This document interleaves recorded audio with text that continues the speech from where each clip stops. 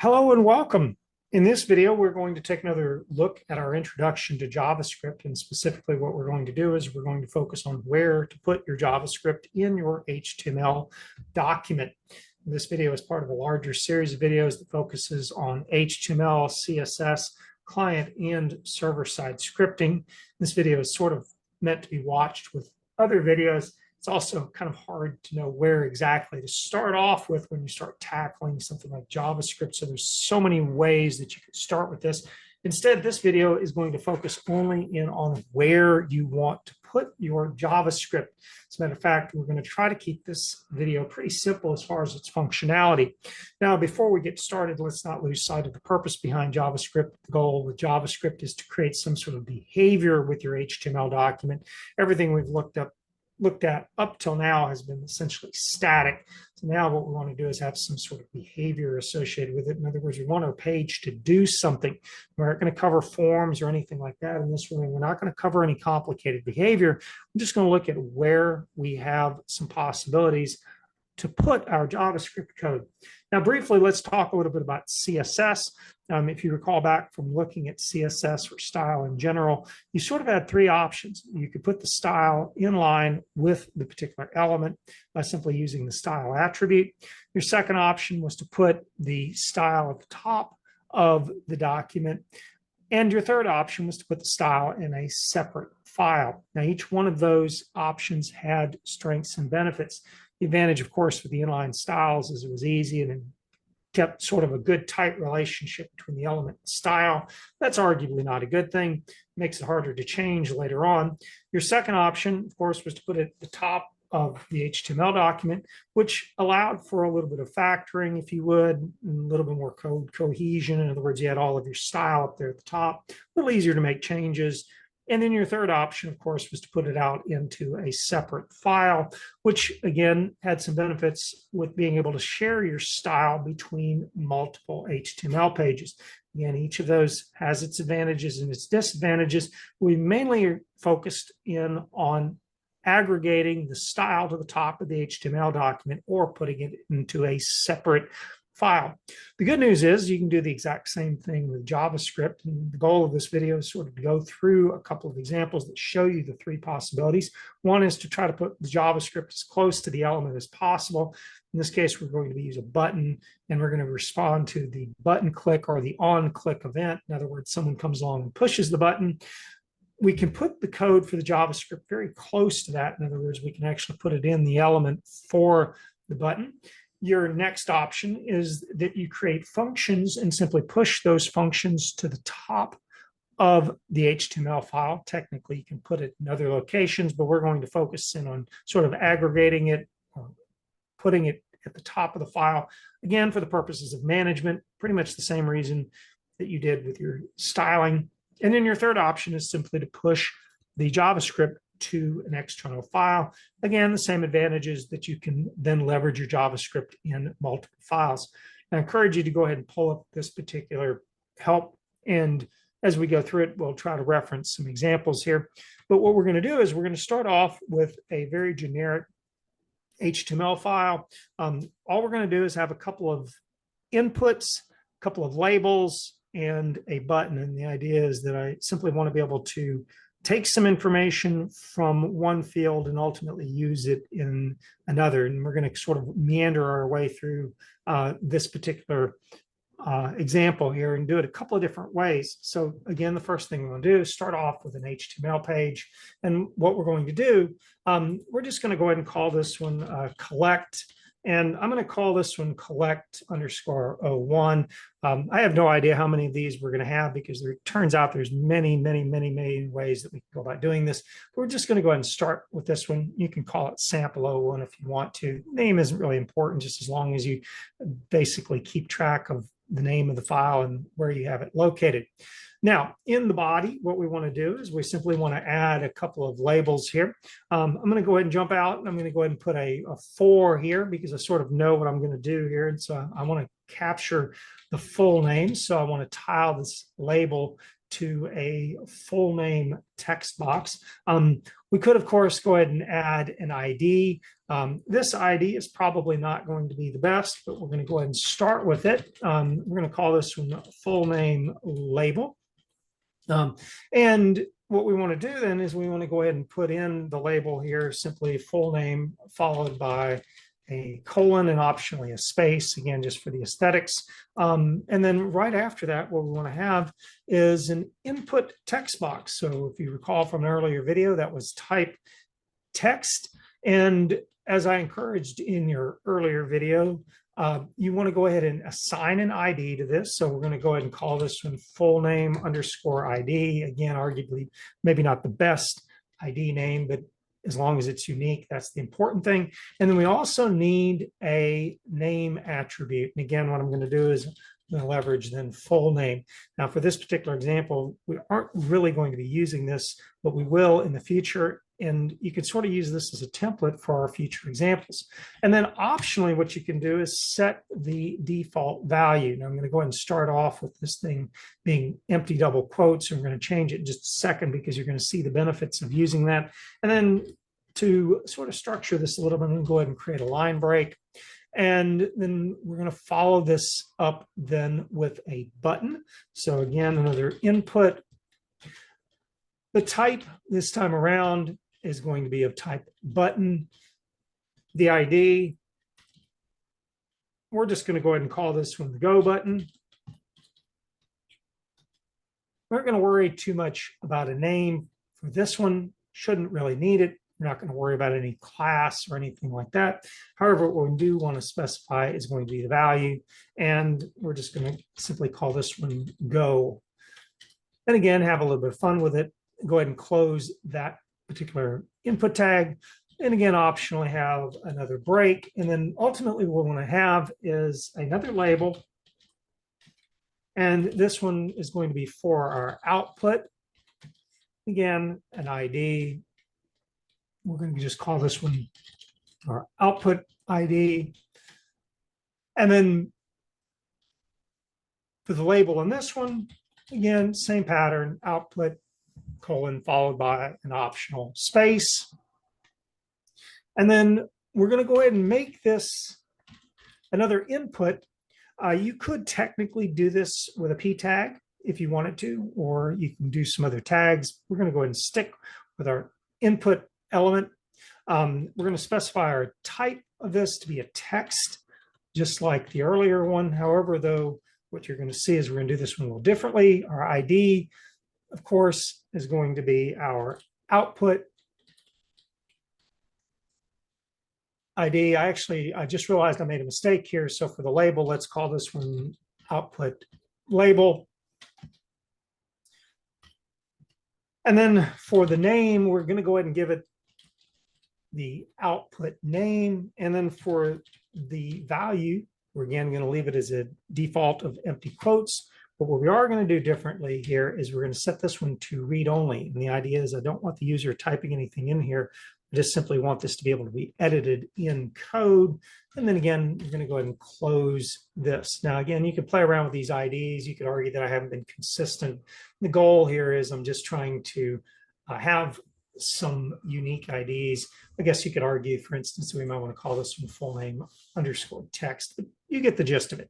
Now, let's go ahead and take a look at what we've created here, see how it looks. We're going to go ahead and save this. Again, I'm going to go ahead and call this one my collect underscore 01. We may change the name as we go along here.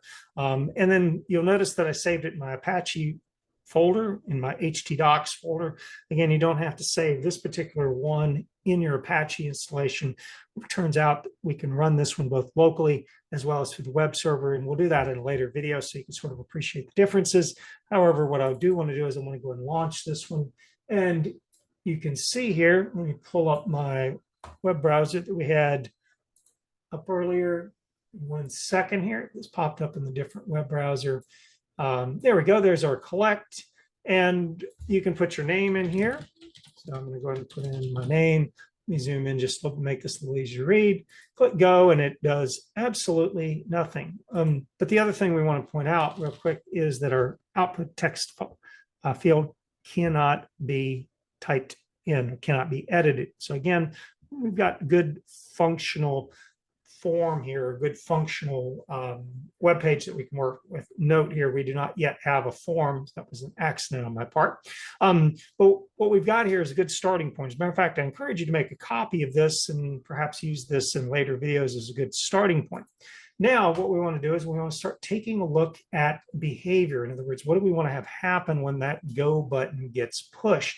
Well, it turns out there's a couple of things that we can do. We're going to start really, really simple here, and then we're going to take a look at the on-click event. And it turns out there's many different events that we can respond to. The on-click event's probably just the one that makes the most sense, particularly for a button. And again, though, I encourage you to explore some other options.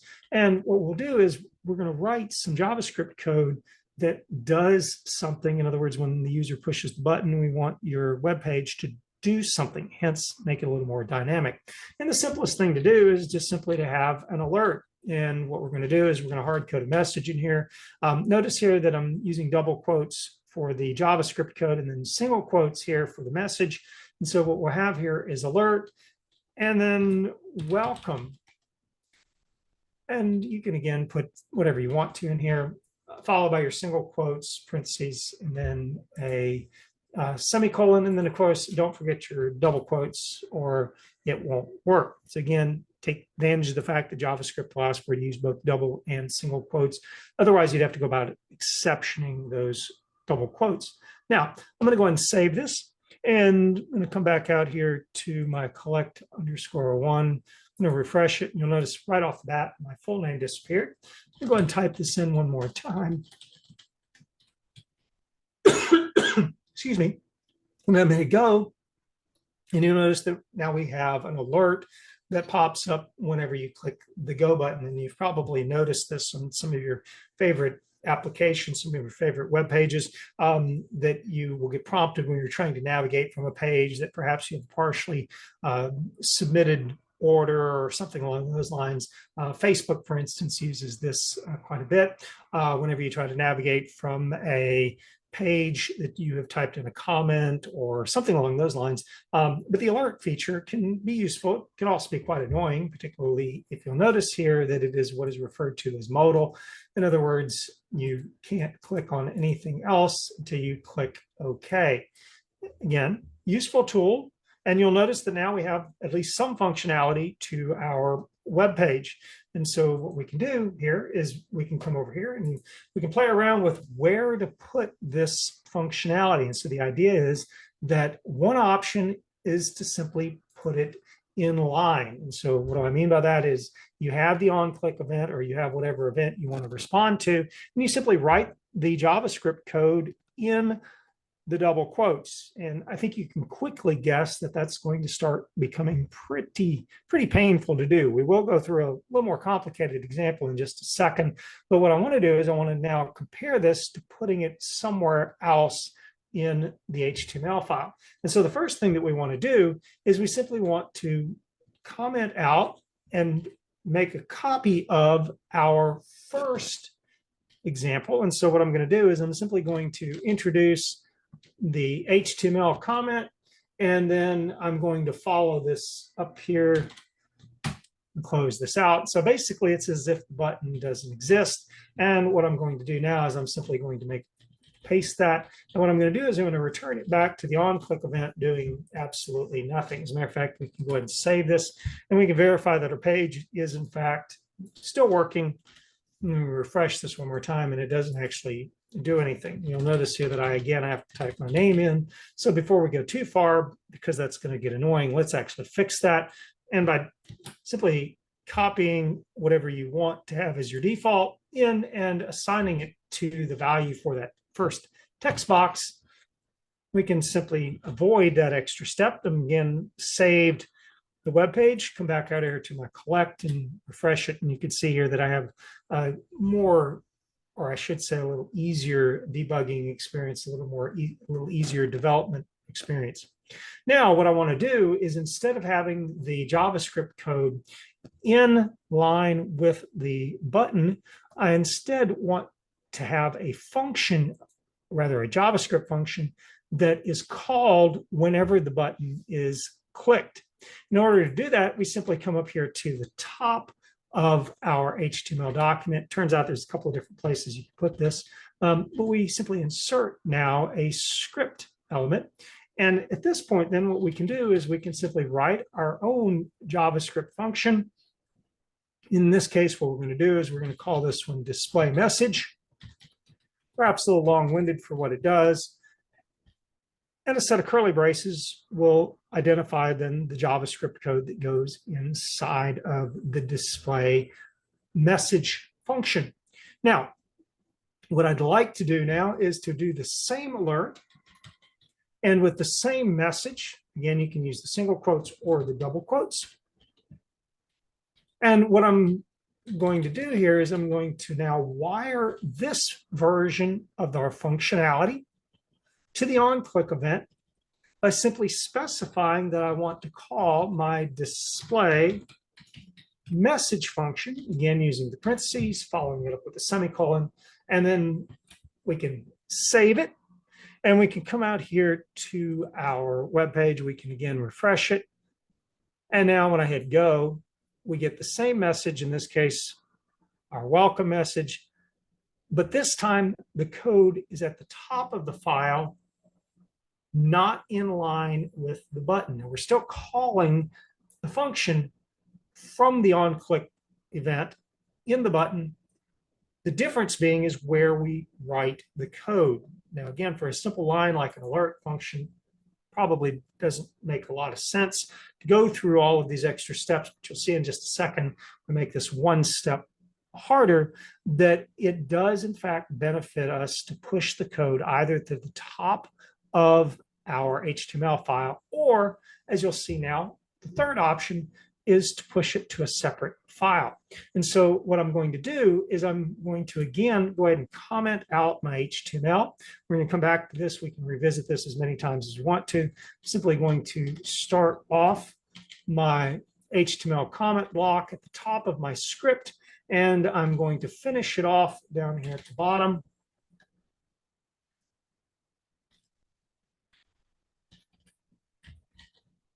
And you can see here that yet again, if you save this, if you refresh this, my go button is now effectively broke. We have a chance to, we could take a look at our error console and we'll see that it'll actually give us an error, but we'll save that one for a later video. Instead, what I want to do is I want to take my JavaScript functionality that I have created and I simply want to put it into a separate file. So I'm going to go ahead and Control-C, copy this. I'm going to go ahead and go and create a new JavaScript file. Again, depending on your IDE, will determine what options you have available for you. The JavaScript file is going to have a .js file extension. And you can see here the Visual Studio, we simply start off with a blank file, but you'll notice that it is a .js file extension. I'm going to paste into that blank file simply function display message, the same code that we had inside the script tag. And now what I'm going to do is I'm going to save this and I'm going to put it in the same location as my collect_01.html. And what I'm going to do is I'm going to call this shared.js. And the idea is that I would share this among multiple HTML files. I think you can sort of see where we're going with this, much like we did with our CSS. Now, go ahead and save this. You can split your screen if you want to, but we're going to go back now to our HTML. We are again going to add a script element. But this time around, what we're going to do is we're going to specify the source for the script. And in this case, it's going to be our shared.js. We close our script tag. You'll notice there's nothing else inside there. There could technically be, and you can technically have multiple script tags or script elements. You can also structure your file system such that all your JavaScripts are in one location, in which case you'd have to modify the path. In other words, you can use relative paths here with the path to your source. But again, we can cover this in later videos. Instead, what I want to do is I simply want to save this, and you'll notice that now effectively we've made no changes with the button. still going to call the display message. It's just going to find that display message function via the shared.js file that we have in the same folder as our collect.html. I'm going to come out here to my web browser one more time. Simply going to refresh this, and you'll notice that now my go button works again. In other words, it pulls up the alert with the welcome message. Now, what I'd like to do is I'd like to take this one step further so that you could sort of appreciate why you would go through all this extra effort. An alert function doesn't really justify having a bunch of code at the top of your HTML file or putting it into a separate .js file. And again, we could go through many more complicated examples. I just want to give you sort of a little bit of a glimpse into why we would want to do that. And you can simply come down here and look at this first example that they have of where to put JavaScript. And you'll notice that you have the ability to actually get an element by ID from the base HTML document. Now, in an earlier video, we've talked a little bit about the elements, or rather the IDs of the elements. We've used them effectively in this particular example as well. That's why it's important, even if you don't think initially that you're going to use them, that you consider using the IDs. Turns out there's a couple of other ways that we can pull items from a document. Again, we'll leave that for a later video. But you can also access the properties associated with an element. Now, in this particular example, this element has HTML inside of it. We've opted to use input elements, so this will be a little bit different. But the key thing to note here is that you can reach in and you can get an element by an ID, and you can also set the properties of an element by that same ID.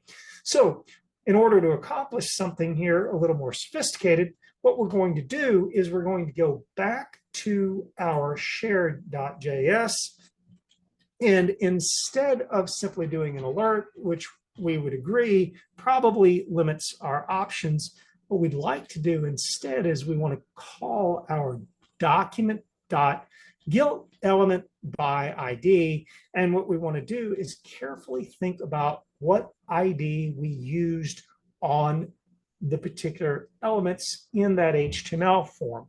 And specifically, what we want to do is we want to think about the IDs that we used for both the input text for the full name, as well as the output text.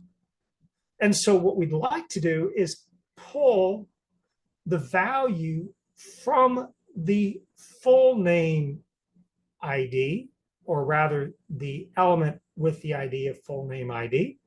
In other words, whatever the user put in. And we'd like to customize the message, and we'd like to actually put it in the output field, or in the element that is identified by our output ID. Now, I'm going to throw a number of things at you. I encourage you to use the W3 Schools page for this. But what we're going to do is we're simply going to say, let full name equal to document.getElement by ID. And we're simply going to specify the full name underscore ID, and we're going to specify whatever the value was for that particular field. In this case, it's going to be a text field. And then what we're going to do is we're going to create another variable that we're going to call our message or our output.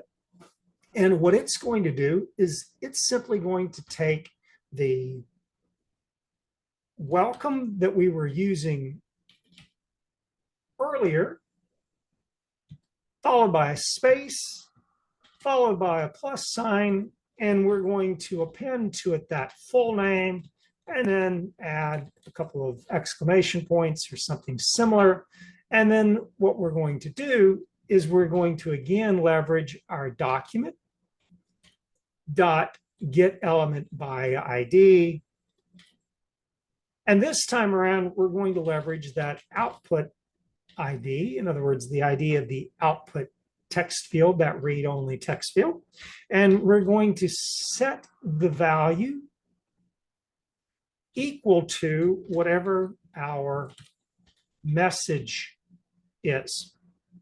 Now, let's go ahead and save this. If we don't have any typos here, we should be able to come over to our collect_1, simply refresh the page and select go. And just like that, we've now created a custom message in our output text field. And you can, of course, change the name here. We'll just drop my last name, select go, and you can see here that we now have a dynamic page. In other words, it does something actively. Now, we obviously have a lot of room to grow in here, because if you'll notice, I can simply completely remove the name and click go, and it'll still work. So again, you can sort of see all of the countless possibilities here. We'll go back and leave it with something a little bit more complete, but you can now take this code, and if you wanted to, you could simply put it inside of the script tag inside of the HTML document. Again, depends on if you plan on reusing this JavaScript in other HTML files. And I think if you continue on with this, you can see that we could just as easily try to put it in the on-click event attribute as well, although multiple lines of JavaScript code would become pretty hard to manage. Hence, you can see sort of the advantages of doing inline JavaScript versus aggregating it to a singular point inside the HTML file, or simply putting it outside in a separate file. Now, that's all I've got for this particular video. Hopefully, it makes sense to you as far as the locations. You've got 3 locations to work from. Turns out you've got a bunch of different possibilities for the events that you can respond to. And again, we'll try to cover some of those in later videos. And you can, of course, include multiple script files. You can combine these options as well. In other words, you can pull some scripts from a separate file, leave some of them at the top of the HTML document, and then have a few of them inline as well, just like you can with your styles. So I'm going to go ahead and stop the video here. If you've got any questions, comments, or concerns, don't hesitate to reach out to me. And thank you for watching.